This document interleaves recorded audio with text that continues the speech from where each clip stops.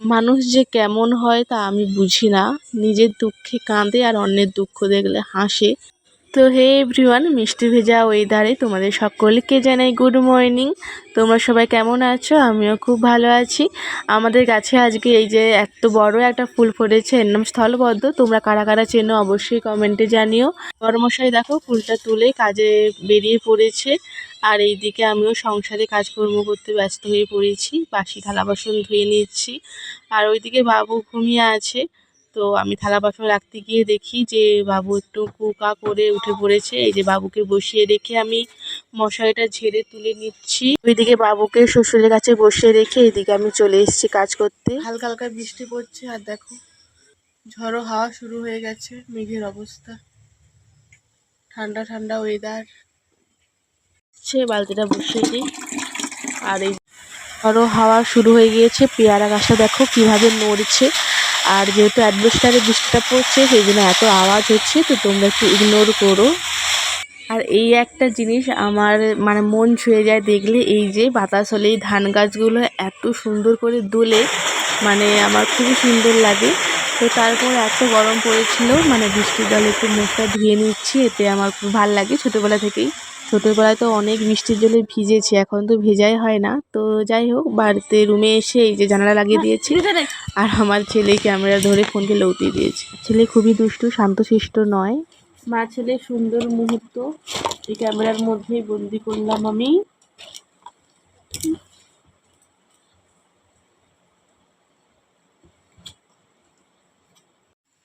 ওষুধপত্র নিয়ে হাজির আসছে, ও দেখছে দেখো, এসে এইবার ঘাটাঘাটি শুরু করবে।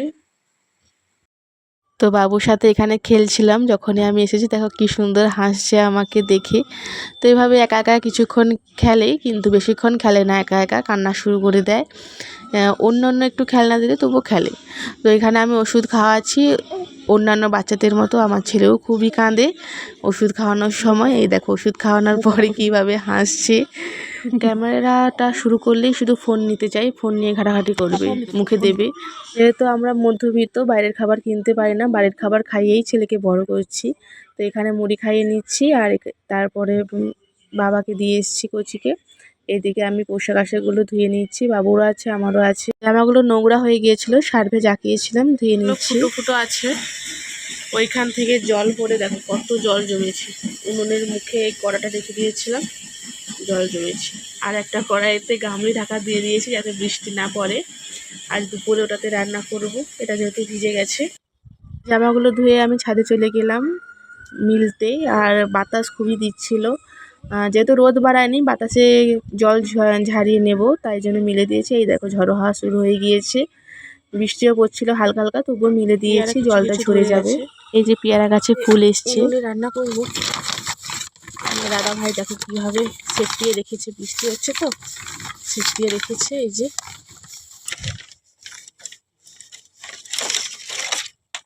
তারপর এই যে 10:30টার দিকে বাবু আর আমি খেয়ে নিচ্ছি সেন্টারের খাবার, খিচুড়ি দিয়েছে সেটাই খাচ্ছি। বাবুকে এখানে ঘুম পাড়িয়ে দিয়ে আমি চলে গিয়েছিলাম এখানে আনাজ কুটতে, দুপুরে রান্না বসাবো। আজকে রান্না করব মাছ দিয়ে, সজনে ডাঁটা দিয়ে পাতলা ঝোল, আর একটু চাটনি করব আমার একার জন্য, আমার বর খায় না আমের চাটনি। তো করে নিচ্ছি, আর এখানে হাঁড়িতে একটা চিক লাগিয়ে দেখো বসিয়ে দিয়েছি।